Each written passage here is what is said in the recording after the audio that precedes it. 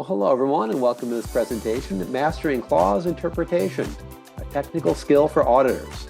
I'm Mike Richmond, your host for Exemplar Global's online Auditor Expo. This session is presented by Mina Matti, who is the CEO and Managing Director of Citywide Consultant, a leading ISO consulting firm dedicated to helping businesses achieve and maintain compliance with international standards.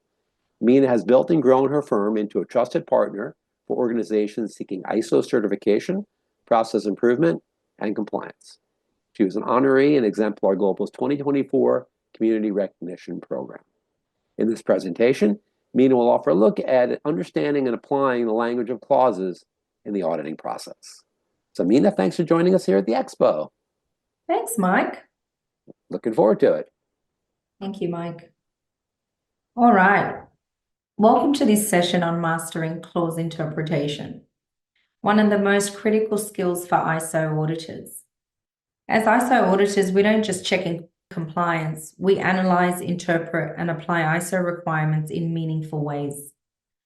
By how we ensure that we're interpreting clauses correctly, consistently, and adding value in the audit process, that's what we'll be exploring today.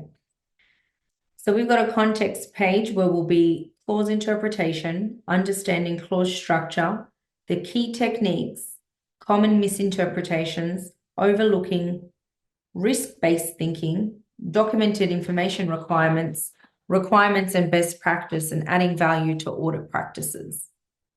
So why clause interpretation is important? Clause interpretation is important because it ensures that audits are conducted consistently, accurately, and in a way that adds value to organizations. Misinterpretation can lead to nonconformities, ineffective controls, and missed risks, ultimately weakening the integrity of the organization's management system. Proper interpretations allow auditors to assess compliance, taking into account the intent behind the clause, industry context, and independencies between different requirements. This in turn helps organizations improve their processes by ensuring operational efficiency and meet regulatory obligation effectively. So understanding clause structure. Clause interpretation isn't just about passing audits. It's about ensuring management systems work effectively. When we interpret clause correctly, we conduct fair, objective, and meaningful audits. We help organizations improve their processes and prevent nonconformities, and we also build credibility as auditors by delivering valuable insights on the business. ISO clauses are structured in a way that require careful interpretation. A key distinction is between shall, which signifies a mandatory requirement, and should, which indicates a recommendation. Additionally, ISO uses precise terminology, so terms like documented information or risk-based thinking have specific meanings that must be referenced in the standards definitions. But clauses don't stand alone. They actually work together. For example, leadership commitment in Clause 5 directly impacts internal audits in Clause 9.2, while risk-based thinking in Clause 6 influences operational controls in Clause 8. Recognizing this relationship is crucial for accurate interpretation and effective auditing.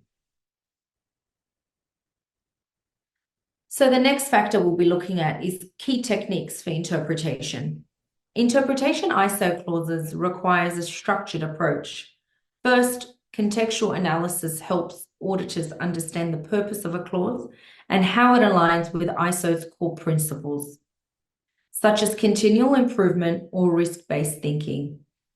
Next, keyword analysis ensures that critical terms are properly understood within the ISO framework. Recognizes clause independencies is also essential. Many clauses connect to others for a reason, providing additional guidance and reinforcing compliance.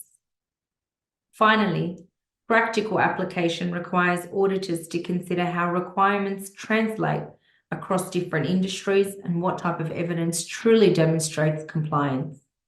By applying these techniques, auditors can ensure consistency, accuracy, and value in their assessment. Common misinterpretations. One of the biggest challenges in auditing is ensuring that ISO clauses are interpreted correctly and applied effectively. A common mistake is over auditing minor details, where excessive focus on documentation overshadows the actual performance and the effectiveness of the business. Auditors must look beyond paperwork to assess real-world compliance. Similarly, failing to consider industry-specific context can lead to a rigid, one-size-fits-all approach that does not align with organizations' realities. Another critical issue is missing the clause connection. Treating clauses in isolation rather than recognizing their independencies. Leadership, commitment, risk management, and operational controls, for example, are all interconnected, and weaknesses in one area often signals deeper systematic issues. By addressing these misinterpretations, auditors can provide more meaningful insights and ensure audits drive real improvement rather than checking for compliance. So an organization might have a beautifully written and well-explained procedure, but if the employees are not following it, the clause intent is not being met. Instead of excessive paperwork check, auditors should ask, are procedures being followed? Is the management system effective or documented well? What are the real outcomes of the processes being audited? Rather than ignoring context, auditors should consider industry-specific risks and operational realities, adapt their audit approach based on the organization's structure and the processes, and avoid imposing unnecessary by applying requirements too rigidly. And understanding the links between clauses connection truly helps auditors provide more valuable insights and identifying systematic issues rather than isolated problems. Overlooking risk-based thinking in Clause 6, ISO standards emphasize risk-based thinking, yet auditors can misrecognize how risks is embedded across multiple clauses. Some auditors may only assess risk under Clause 6, which is planning, but overlook its influence elsewhere. Key misinterpretations can lead to treating risk assessments at one-time task rather than an ongoing process. Failing to connect risk consideration to operational controls in Clause 8 or monitoring and measuring in Clause 9. Expecting risk assessments to always be formalized, documented rather than integrated part of the decision-making. And how do we correct this? Identifying how risk-based thinking is applied throughout the entire management system, and look for evidence that risk is influencing decision-making in real time, not just by planning documents, and verifying that organizations are proactively identifying and addressing risks within their processes.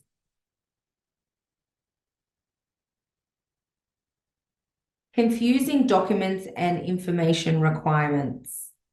Another frequent misinterpretation is understanding what needs to be documented versus what can be demonstrated throughout other means. Some auditors expect excessive documentation when the standard only requires evidence of the effectiveness. And misinterpretation includes assuming every process must be documented in written procedures, overlooking that documented information can be various formats such as digital records, videos, or system logs, and focusing on the presence of documents rather than the accuracy and use in the practice. And how do we correct these interpretations as auditors? Differentiate between required documented procedures and evidence of effective implementation. Assess whether documented information is controlled and accessible as required in Clause 7.5. Confirm that the organization uses documented information to support their management system, not just to satisfy the auditor. So failing to differentiate between requirements and best practice Many auditors mistakenly enforce best practice as if they are mandatory requirements, leading to unnecessary non-conformities and added administration. While ISO standards set a framework for compliance, they intentionally allow flexibility in implementation. And the key misinterpretations for this element is assuming all elements of the management system must follow the most structured and advanced methodologies, or requiring organizations to adopt specific tools, formats, or processes that are not mandated in the standard, and penalizing organizations for not implementing additional controls that exceed ISO requirements. And how do we do this? We differentiate between what is required by the clause using shall statements and what is recommended for best practice. Assess compliance based on whether the organization meets the intent of the requirements rather than imposing unnecessary expectations. Allowing organizations to demonstrate conformance in a way that suits their industry, size, and operational needs. And this approach ensures audits remain fair, objective, and focused on actual compliance rather than personal or industry-specific preferences. So let's practically apply these techniques to ISO 9001, Clause 9.2 internal audits. So identifying key terms: shall establish, implement, and maintain an audit program, including frequency, methods, responsibilities, planning, and requirements of reporting, and shall consider the importance of processes concerned. Understanding the intent, internal audits must be systematic and risk-based, and audits should drive improvement, not just find faults. Check-related clauses. So leadership commitment clause 5.1, are leaders supporting internal audits? Corrective action in clause 10.2, are findings leading to real improvements? Determine evidence of conformity, audit schedules and documented reports, interviews with auditors and employees, and observing how audits are planned and conducted. Organizational context. A small business may have an informal but effective audit process, whereas a large corporation may require a more complex, multi-site audit approach. Both must demonstrate effectiveness, but their approaches will differ. So how effective auditing leads to the value? A value-adding audit doesn't just highlight gaps. It improves meaningful analysis, recommendations that contribute to business success, and driving improvements. So instead of simply confirming that all procedures exist, assess how well they support operational performance. Evaluating whether documented information is being used effectively rather than just checking for the presence. We should be focusing on whether processes achieve their intended outcome rather than just meeting minimum requirements. We're looking beyond individual findings to detect patterns that indicate deeper process weaknesses. And we're also looking for considering whether audit results highlight broader risks that need to be addressed at a strategic level. Providing recommendations that are practical, relevant, and aligned with the organization's objectives. Recognize and suggest best practice that could be scaled across the organization. Ensures findings are actionable, helping organizations prevent reoccurring issues rather than just correcting them temporarily. So by taking this approach, auditors can position themselves as trusted advisors, helping organizations not only maintain certification, but also operations reduce risk and improve overall performance. Now, mastering clause interpretation isn't always about knowing the standard. It's about applying them in a way that drives improvement. By following a structured approach, you'll conduct an audit that are not only accurate, but also insightful. Thank you for joining this session, and I encourage you to take these techniques forward into your auditing practice. Well, thank you, Mina Matti, for a really good session there. For those of you who are watching this pre-recorded session, if you have questions that you'd like to ask of Mina, you can write us at info@exemplarglobal.org, and we'll get your questions over to Mina, and I'm sure she'll quickly answer them for you. Before we close the session, as you see on your screen there, we want to remind you to go ahead and claim your CPD for this session. There's a little button where you can click on your screen there, and you can get your CPD for this session and for the other sessions we have for you here at the Expo, this year's Expo. We also have a live session coming up at the end of the Expo. Keep an eye on your email inboxes for that. And we're going to have a group of our panelists to talk about their various sessions that they presented and take your questions. And Mina has agreed to be one of them. So come back and join us live for that at the end of the Expo, and you can have a chance to ask Mina questions directly. So thank you again, Mina, for a great presentation. Thank you all for being there also. And we'll see you at the next session here at Exemplar Global's Online Auditor Expo. Thanks again. Thank you. Thanks for having me.